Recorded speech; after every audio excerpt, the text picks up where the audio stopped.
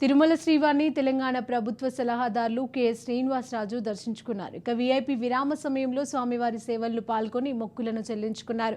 దర్శన అనంతరం వేద పండితులు వేద ఆశీర్వచనంతో పాటుగా ఆలయ అధికారులు శ్రీవారి తీర్థ ప్రసాదాలను అందజేసి కెఎస్ను పట్టు వస్త్రాలతో సత్కరించారు.